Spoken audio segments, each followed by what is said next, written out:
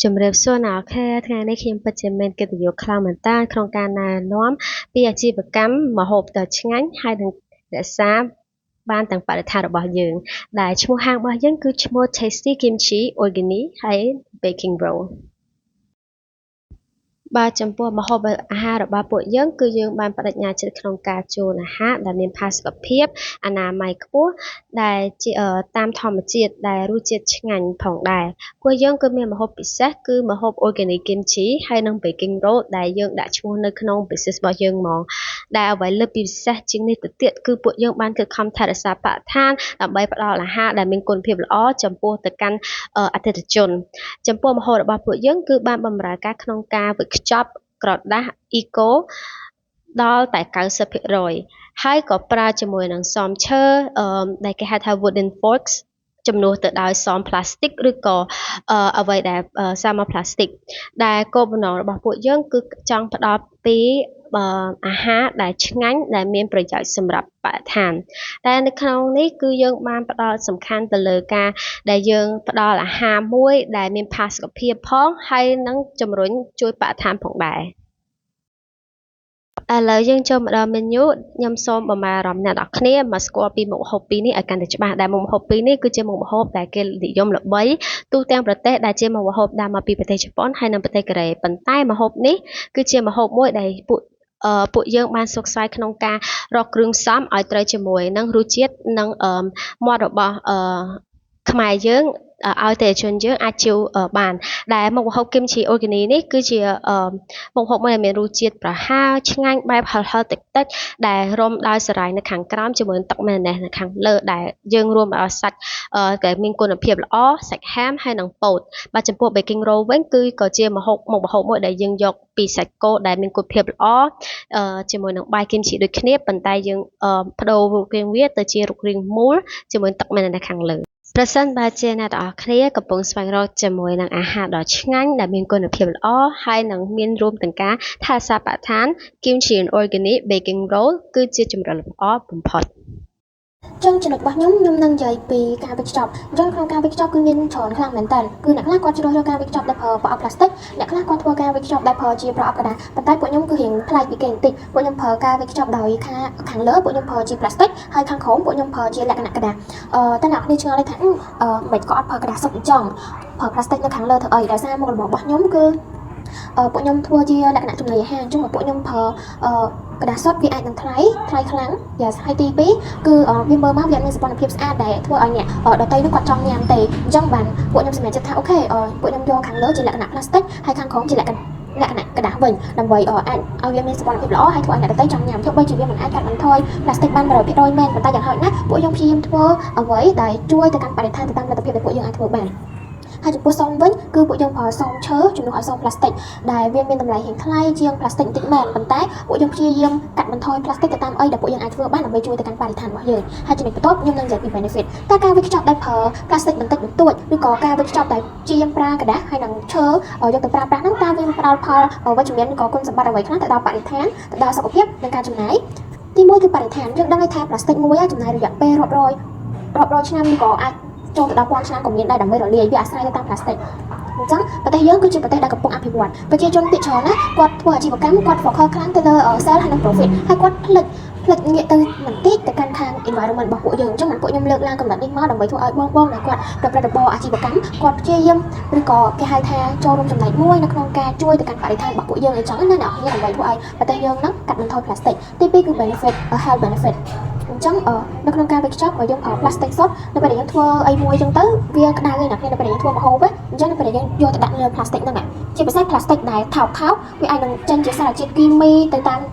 មតោងជាប់ចំណីអាហារដែលយើងកំពុងតែធ្វើហ្នឹងអញ្ចឹងធ្វើឲ្យអ្នកបរិភោគគាត់ញ៉ាំទៅគាត់អាចនឹងកើតជំងឺមហារីកនៅថ្ងៃអនាគតប៉ុន្តែពួកខ្ញុំវិញអត់ទេអ្នកគ្នាដោយសារអីដោយសារខាងក្រោមដែលយើងយកទៅដាក់លើម្ហូបអាហារហ្នឹងគឺយើងប្រើជាលក្ខណៈกระดาษអញ្ចឹងវាអត់មានចេញជាតិជ័រជាតិអីទៅតោងជាប់ជាមួយនឹងចំណីអាហារទេធ្វើឲ្យអ្នកញ៉ាំគាត់នឹងនិយាយបាននៃគុណភាពនិងសុវត្ថិភាពខ្លាំងមែនតើចំណុចបន្ទាប់គឺ cost effective ហ្នឹងមានន័យថាទោះបីជាការវេចខ្ចប់ពួកខ្ញុំហ្នឹង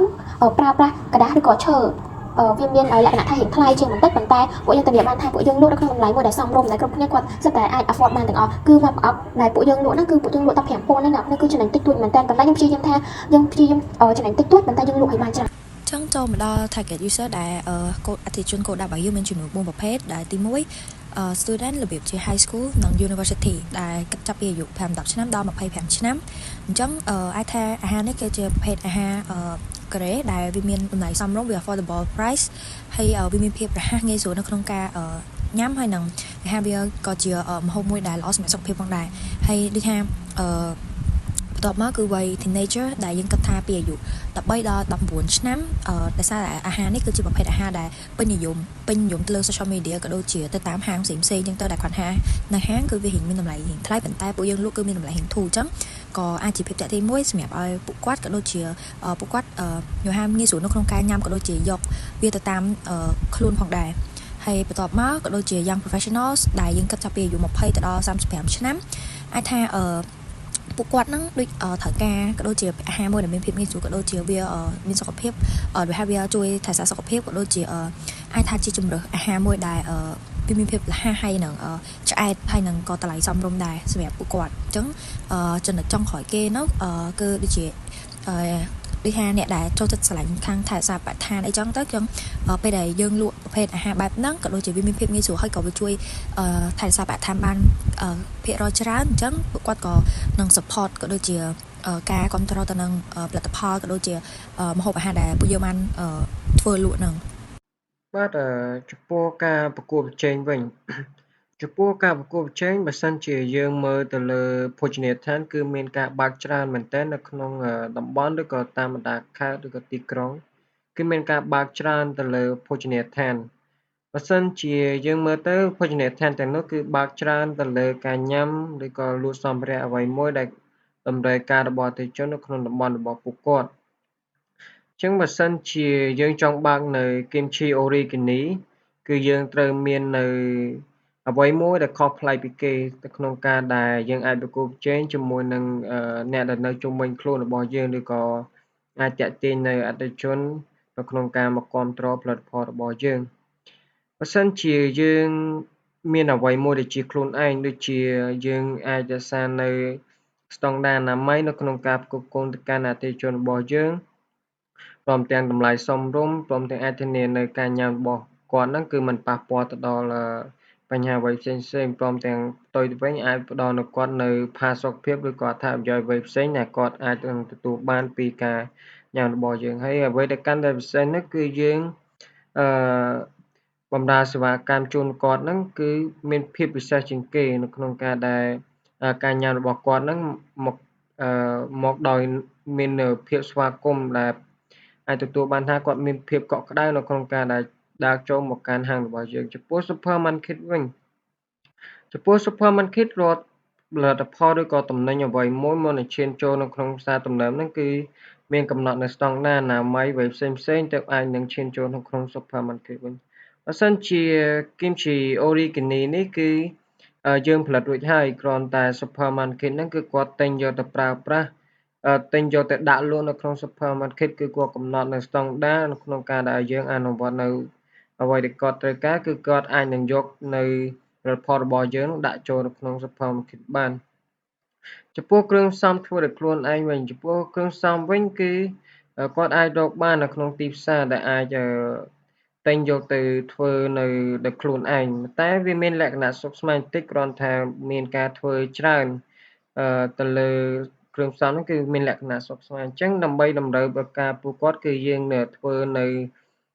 Kimchi Origami នេះគឺអាចនឹងផ្គត់ផ្គង់ទៅតាមពួកគាត់ឬក៏តំបន់ដែលគាត់មានភាពងាយស្រួលនៅក្នុងការយកទៅប្រើប្រាស់ឬក៏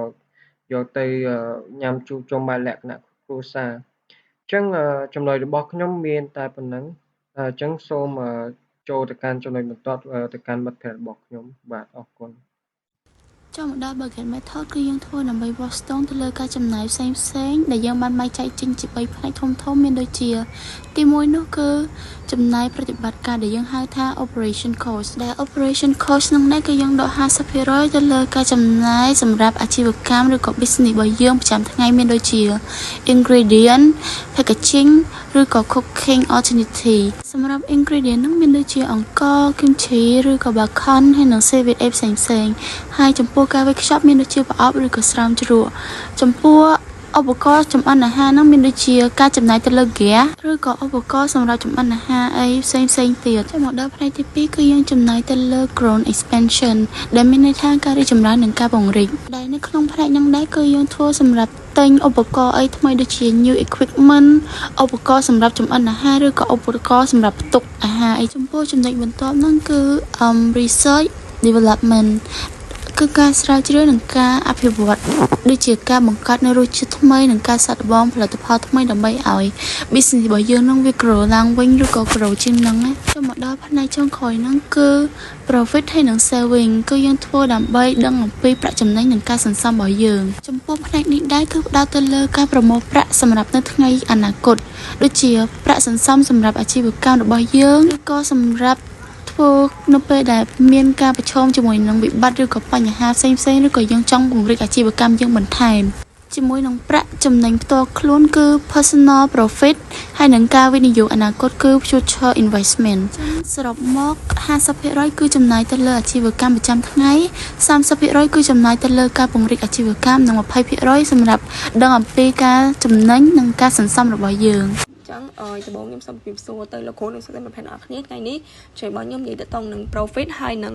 loss statement ដែលយើងបើ page ខ្មែរមកគឺថាគឺជាការចំណូលនិងការចំណាយនៃការលក់របស់ពួកខ្ញុំទាំងអស់គ្នាហើយពួកខ្ញុំទាំងអស់ហ្នឹងមានចំនួន6នាក់គឺមានលក្ស្មីហើយខ្ញុំគឹមជីជ្រាវហួងនីសានីកាហើយនិងភួងពេជ្រហើយបន្ទាប់មកខ្ញុំក៏បែងចែកចេញជា3ចំណុចផ្សេងទៀតដែរគឺមាន gross income buy in costing ហើយនិង profit ហើយចំណុច gross income ហ្នឹងចឹងអ្នកនរគ្នាប្រហែលជាឆ្ងល់ហើយថាអីបានកន្លែងហ្នឹងឃើញ100ចឹង100ហ្នឹងគឺមានន័យថាខ្ញុំយកចំនួនក្នុងមួយប្រអប់ដែលខ្ញុំលក់បានហ្នឹង8000គុណនឹងចំនួនដែលខ្ញុំលក់បានសរុប50ប្រអប់អញ្ចឹង8000គុណនឹង50គឺវាបាន100អញ្ចឹងអា100ហ្នឹងគឺជា$100ហើយបើយើងគិតជាលុយខ្មែរគឺចំនួន400000ដែលខ្ញុំដាក់នៅខាងក្រោមគេទាំងអស់ហ្នឹង convert to real ហ្នឹងហើយមួយទៀតគឺ buy in costing គឺមានន័យថាគឺជាថ្លៃដើមដែលពួកខ្ញុំបានទិញអាគ្រឿងប្រើប្រាស់អាគ្រឿងផ្សំឲ្យផ្សេងហ្នឹងអស់ចំនួនបុកសពអស់ហ្នឹងគឺ$46.4ហើយបើគិតជាលុយខ្មែរគឺ$850,5600រៀលហើយមួយទៀតគឺ profit ហ្នឹងគឺមានន័យថាគឺជាប្រាក់ចំណេញដែលពួកខ្ញុំរកបានចំនួនក្នុងចំនួនម្នាក់អញ្ចឹងក្នុងម្នាក់ហ្នឹងគឺខ្ញុំចំណេញទាំងអស់ហ្នឹងគឺបានម្នាក់$8.93អញ្ចឹង$8.93ហ្នឹងបើយើងគិតជាលុយខ្មែរគឺ$35,720អញ្ចឹងប្រហែលជាឆ្ងល់ទេថាធ្វើម៉េចបានចេញ$8.93ហ្នឹងអញ្ចឹងគឺខ្ញុំយកgross income បូកនឹង buy in costing ហ្នឹងហើយយកនឹងចែកចំនួនដែលយើងទាំងអស់គ្នាហ្នឹងគឺ6នាក់ហ្នឹងគឺបាន$8.93ហ្នឹងចឹងខ្ញុំសូមអរគុណទៅកាន់លោកគ្រូនិងអ្នកទាំងអស់គ្នាដែលបានចំណាយពេលវេលានៅក្នុងការស្ដាប់និងទស្សនាវីដេអូនេះពីដើមរហូតដល់ចប់